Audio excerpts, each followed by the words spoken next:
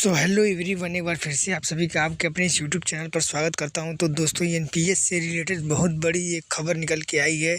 जी हाँ दोस्तों, यहाँ पे आप लोग देख सकते हो, लिखा है सरकार शेयर बाजार में उड़ा रही कर्मचारियों की मेहनत की कमाई। जी हाँ दोस्तों, जितने भी सरकारी कर्मचारी हैं उनके पैसों के साथ कैसा खिलवाड़ किया जा रहा है आप लोग यहाँ पे देख सकते हो। यहाँ पे सबसे ऊपर आप लोग हेडिंग देख सकते हैं, लिखा है राष्ट्रीय पेंशन स्कीम में लूट रहे कर्मचारी, सेवानिवृत्त होने पर 10% बेस से भी कम मिल रही है पेंशन। मतलब कि जो रिटायर होने के बाद उनको पेंशन का पैसा 10% भी नहीं मिल पा रहा है। जी हाँ दोस्तों, जो भी बेसिक है उनका 10% भी नहीं मिल पा रहा है, जबकि जो पुरानी पेंशन स्कीम थी उसमें आपको 50% तो मिलता ही था बेसिक का, और प्लस 10% डीए भी मिलता था। फिर यहाँ पे आप लोग देख सकते हो, यहाँ पे और भी एक है कि काफ़ी वर्षों से विरोध करने के बावजूद सरकार नहीं कर रही सुनवाई। मतलब कि इसका विरोध बहुत वर्षों से हो रहा है कि ओपीएस लागू हो जाए, लेकिन अभी भी सरकार एनपीएस पर ही अटकी हुई है और लगता है कि इस बार भी वो ओपीएस लागू नहीं करने वाली है। कर्मचारियों के साथ चिट फंड कंपनियों से भी बड़ी धोखाधड़ी, मतलब कि कर्मचारियों के साथ साथ जो भी कंपनियां हैं उनके साथ भी जो धोखाधड़ी कर रही है। तो यहाँ पे मैं डिटेल बताऊंगा, इस वीडियो में बने रहिए एंड तक, और क्या क्या कर रही सरकार सब बताऊंगा। मेन मुद्दा क्या है इस वीडियो में आपको पता चल जाएगा। तो चलिए वीडियो को स्टार्ट करते हैं। तो यहाँ पे आप देख सकते हो, लिखा है कि नागौर देश एवं प्रदेश के 15.5 वर्ष पहले लागू की गई अंशदान पेंशन प्रणाली अब राष्ट्रीय प्रणाली कर्मचारियों के लिए गलफांस बन गई है। यदि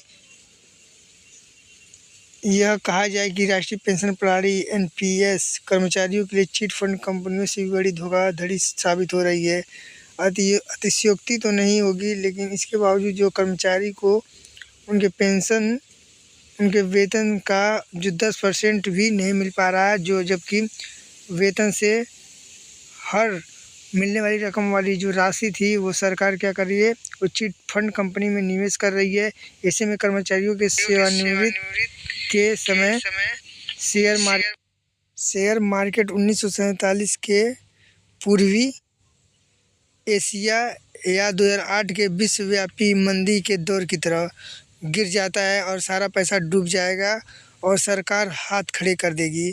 तब उस कर्मचारियों की स्थिति कैसी होगी, इसका अंदाज़ा लगाना कठिन है। जी हाँ दोस्तों, ये शेयर मार्केट में जो आपका पैसा जो 40% लगा है, शेयर मार्केट में लगेगा, उससे जो भी पैसा मिलेगा वो पेंशन के रूप में अब मिलती है एनपीएस सिस्टम में। तो अब सोचिए, अगर वो पैसा लगा रही है, अगर पैसा शेयर मार्केट के हिसाब से आपको पेंशन मिलेगा, तो सोचिए अगर डूब जाएगा तो क्या होगा, इसका अंदाज़ा तो आप लगा ही सकते हो। फिर आगे कह रहा है, गौरतलब है कि भारत सरकार ने 1 जनवरी 2004 के अंशदान पेंशन प्रणाली एनपीएस लागू की।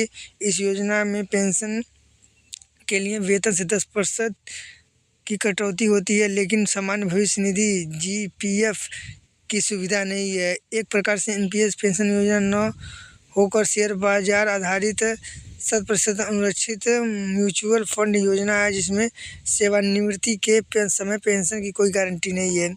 जबकि पुरानी पेंशन योजना में सेवानिवृत्ति के बाद पेंशन जो अंतिम मूल वेतन के 50% की गारंटी है। राजस्थान में करीब 4 लाख कर्मचारियों और भारत में करीब 60 लाख सरकारी कर्मचारी हैं जो इसमें शामिल हैं। इन कर्मचारियों का कहना है कि यह पेंशन स्कीम उनका बुढ़ापा खराब कर देगी, क्योंकि इस स्कीम से जुड़े कर्मचारी सेवानिवृत्ति पर पेंशन पाकर खुद को ठगा सा महसूस कर रहे हैं। फिर आगे देख सकते हो, आगे क्या बोल रहा है, इसमें देख सकते हो आप, लिखा देखो और तरसो। कर्मचारियों का कहना है कि एनपीएस की जमा राशि ये खाते में देख तो सकते हो, लेकिन ज़रूरत पड़ने पर उसका उपयोग नहीं कर सकते हो। मतलब कि सिर्फ इसको देख सकते हो, लेकिन ज़रूरत पड़ गया तो इसका उपयोग आप कर भी नहीं सकते।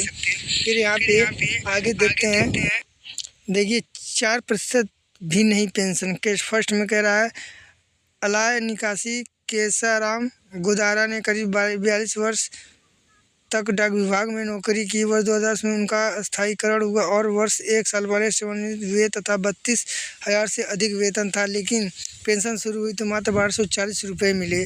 पेंशन की राशि देखकर गिरधर राम को झटका लगा। विभाग के अधिकारियों से संपर्क करने पर उन्होंने बताया कि इतनी पेंशन मिलेगी। वर्तमान में गुजारा लकवा बीमारी से ग्रस्त हैं। अरे यार, इनका तो जीवन दयनीय हो गया है भाई। अब आप लोग देख सकते हो, ये किसी के भी साथ हो सकता है। फिर केस 2 में देखिए, यहाँ पे 2 लोग आए। नागौर इस सैनिक कल्याण बोर्ड में करीब 15 वर्ष की नौकरी करने के बाद 31 अगस्त को सेवानिवृत्त हुए शंकर सिंह ने बताया कि एनपीएस में पेंशन नहीं मिलती, केवल शोषण होता है। उन्होंने बताया कि पहले सैनिक थे और सैनिक कोड से ही उनका वापस सैनिक कल्याण बोर्ड में ही लगे। हाल ही में सेवानिवृत्त हुए तथा 36,000 रुपये महीना उठा रहे थे, लेकिन पेंशन 2,000 मिल जाए तो बड़ी बात होगी। ये हाल है भाई। अब फिर आगे देखते हैं क्या होने वाला है। शर्तें ऐसी कि हर तरफ से कर्मचारियों का घाटा, ये भी देख लेते हैं भी क्या मुद्दा है। देखिए यहाँ पे लिख रहा है कि एनपीएस में शेयर बाजार आधारित पेंशन पर कंपनियों द्वारा भुगतान किया जाता है। इसमें सेवानिवृत्त पर शेयर बाजार के आधार पर भुगतान राशि पर 30% इनकम टैक्स देना होगा। साथ ही सेवानिवृत्त के समय एनपीएस जमा फंड से 40% राशि किसी भी एक पेंशन कंपनी में निवेश करनी होगी। अब सोचिए क्या हाल हो गया। अब फिर दिया, एनपीएस किसी भी एंगल से ठीक नहीं। एनपीएस किसी भी एंगल से कर्मचारियों के लिए ठीक नहीं है। इस योजना में सरकार कर्मचारियों की मेहनत की कमाई शेयर मार्केट में लगा रही है। उसके कारण सेवानिवृत्त के बाद कर्मचारी अपने आप को ठगा महसूस करते हैं। हमारा संगठन लगातार इसका विरोध कर रहा है और आगे भी करता रहेगा। जुगल जागल प्रदेश उपाध्यक्ष, new pension scheme employer federation of Rajasthan. तो ये राजस्थान से ये खबर थी। तो सोच सकते हो कि क्या हाल होने वाला है जितने भी एनपीएस कर्मचारी हैं। तो आप लोगों को मिल के आवाज़ उठाना है इसके विरुद्ध और सबको शेयर करो अपने दोस्तों को भी कि देखो दोस्त क्या होने वाला है, तभी जाके ये बंद होगा एनपीएस। और ओपीएस लागू ना हो, लेकिन इसमें कुछ सुधार होना चाहिए कि 40% तक ही मिल जाए पेंशन, तभी बहुत रहता है। जैसे आपका जितना बेसिक है उसका 40% ही पेंशन मिले तो भी बहुत फ़ायदा होगा कर्मचारियों को। यहाँ पे तो 4% भी पेंशन नहीं मिल रहा। तो सोचिए आगे बुढ़ापे में क्या हाल होने वाला है। तो ज़्यादा से ज़्यादा वीडियो को शेयर करें और अपने दोस्तों तक पहुंचाएं जितने भी सरकारी कर्मचारी हैं। मिलते हैं अगली वीडियो में, तब तक के लिए जय हिंद, वंदे मातरम।